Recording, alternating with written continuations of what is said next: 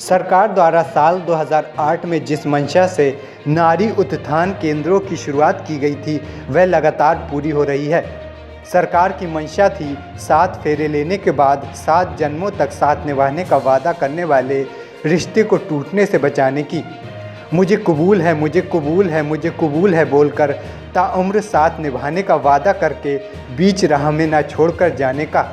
सरकार की मंशा थी पति पत्नी के अलग हो जाने पर दोनों को अलगाव का दंश न झेलना पड़े। कोशिश थी टूटते बिखरते रिश्तों को एक बार फिर धागे में पिरोने की। लिहाजा टूटते रिश्तों को बचाने के लिए शासन की जानिब से शुरू हुई यह नेक पहल को नारी उत्थान केंद्र लगातार आगे बढ़ा रहा है। साल 2008 से नारी उत्थान केंद्रों में अपनी सेवाएं दे रही काउंसलर ऋतु नारंग के मुताबिक साल 2021-2022 में करीब 1140 टूटते रिश्तों की शिकायतें आई थीं, जिनमें से करीब 1035 मामलों में सुलह करा दी गई है। बाकी केसों की काउंसलिंग कराई जा रही है। ऋतु नारंग के मुताबिक मौजूदा दौर में सबसे ज़्यादा परिवारों में आपसी टकराव की वजह नशा और मोबाइल है।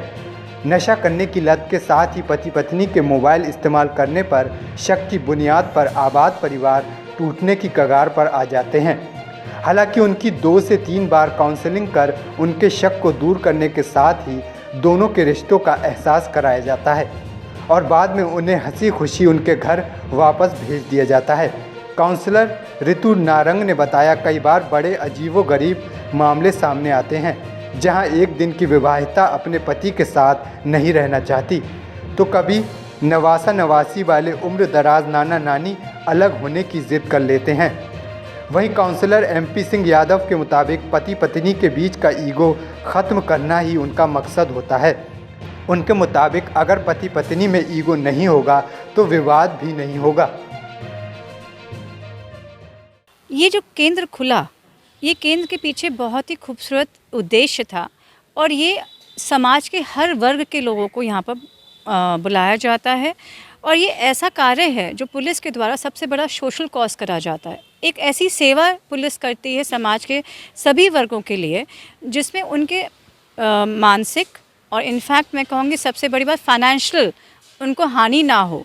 ये एक ऐसी जगह है जहाँ पर पति पत्नी के विवाद सुलझाए जाते हैं। अगर आप ये देखिए, आज अगर कोर्ट में जाता है कई साल लग जाते हैं एक विवाद को सुलझाने में। यहाँ पर हम 2 से 3 मैक्सिमम काउंसलिंग में उन लोगों को जोड़ते हैं और उन लोगों को जीवन को नया जीवन बसाते हैं।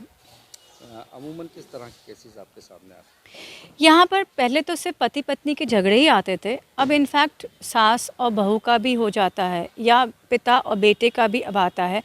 कुछ ऐसे भी केसेस आए जहाँ ज़मीनी विवाद में 2 भाइयों के विवाद हुआ, उसके केसेस भी आए। इस तरह से हर प्रकार के अब केसेस आते हैं। जब लोगों को देखा कि हम कोर्ट से ज़्यादा अगर हम यहाँ पर अपने 2 परिवार अगर जुड़ जाते हैं तो वो ज़्यादा अच्छा है, क्योंकि उससे उन लोगों के फाइनेंशियल, जैसे कहा जाता है कि लोग कर्ज़े में डूब जाते हैं अगर हम कोर्ट की ओर जाते हैं, क्योंकि कई साल हमने ये बातें आपने अखबार में मीडिया में खुद पढ़ी हैं और आप लोगों ने छापी भी हैं कि अगली पुश्तें भी उस केस को लड़ती हैं। तो यहाँ पर जो होता है बहुत ही सुंदर तरीके से दोनों परिवारों को बुलाया जाता है, पत्नी और पति दोनों ही आते हैं, फिर उसके बाद उनके परिवार वालों से बात करी जाती है। और जो मेन आजकल विवाद है, अगर आप हमसे पूछते हैं ये बात कि सबसे बड़ा विवाद का जड़ इस समय क्या है, शराब, नशा एक बहुत बड़ी जड़ है और दूसरा एक जो हमारा मोबाइल है। ये 2 चीज़ें इस समय आज पति पत्नी के झगड़ों का सबसे बड़ा विवाद हो चुका है। इनफैक्ट शराब के बारे में हम ये कहेंगे, नशा किसी प्रकार का भी हो, इनफैक्ट ड्रग्स के नशे की वजह से भी शादियां टूट रही हैं। अगर इसे देखा जाए तो इतने सारे विवाद आते हैं इस नशे को लेके, और हस्बैंड कहता है कि मेरी वाइफ़ मुझे अपना फ़ोन देखने नहीं देती है और वाइफ़ कहती है मेरा हस्बैंड मुझे अपना फ़ोन देखने देता है। एक शक की बुनियाद बन चुका है ये आज का मोबाइल, जो एक सहूलियत है लेकिन किसी कारणवशों से अब देखा जा रहा है कि वो आज पति पत्नी का विवाद का भी एक बहुत बड़ा कारण बन चुका है। इस तरह से ये 2 विवाद इस समय बहुत बड़े कारण हैं पति पत्नी के झगड़ों के। हमारे अभी तक मैक्सिमम काउंसलिंग की डेट्स हमने दी हैं तो 5 दी हैं, अदरवाइज़ हम लोग की पूरी रहती कि 3 तारीखों के अंदर हम इनका निस्तारण कर दें। बहुत रेयर में तो रेयरेस्ट में कहूँगी, बहुत ही कम ऐसा होता है कि हमें 4 या 5 तारीखें हमें देनी पड़ती हैं। इसमें हम लोगों की, जो पीड़ित लोग हैं, जो पति पत्नी का विवाद है, उन विवादों को दूर करके उनमें आपस में समझौता कराए के उनको अच्छी जीवन जीने के लिए भेजते हैं। नहीं, यही तो हमारा काम है, उसमें ईगो पैदा ना होता हो और उसमें जो उसका कर्तव्य है उसका बोध कराना। हम उसके कर्तव्य का बोध कराते हैं, हम ईगो पैदा नहीं होने देते, और जिसमें ईगो होती है उसमें एक आध तारीख दे देते हैं, उसकी ईगो समझाए के ख़त्म कर देते हैं और वो सब उसको एक्सेप्ट कर लेते हैं।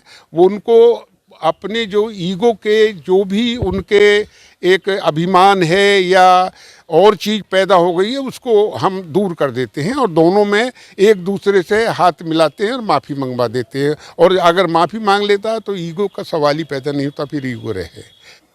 देखिए, पारिवारिक विवाद में ईगो के भी केस बहुत आए हैं, और जो पढ़े लिखे जो हाई क्लास फैमिली हैं उनके भी मैंने केस बहुत डील किए हैं, जिसमें 4 MBBS डॉक्टर थे और पत्नी भी डॉक्टर थी, पति भी डॉक्टर था, ससुर भी डॉक्टर, जेठ भी डॉक्टर, और उनका विवाद इतना था कि एक दूसरे की शक्ल देखना पसंद नहीं कर रहे थे, और उनका विवाद 2-3 तारीखों में मैंने समाप्त करा दिया।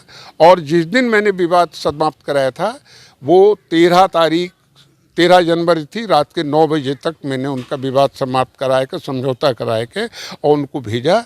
और आज तक वो, और फिर वो 3 दिन बाद आए और उन्हें दोनों डॉक्टरों ने मिठाई बांटी यहाँ। हम गुस्से का जवाब गुस्से में जब देंगे तो गलत ही देंगे। मैंने यही ज़्यादा समझाया है कि देखिएगा, शांत स्वभाव में एक दूसरे की बात को पूरा सुन के तब जवाब दीजिएगा। कभी भी आपको तनाव नहीं होगा, जवाब भी गलत नहीं होगा, लड़ाई भी नहीं होगी और जवाब सही होगा।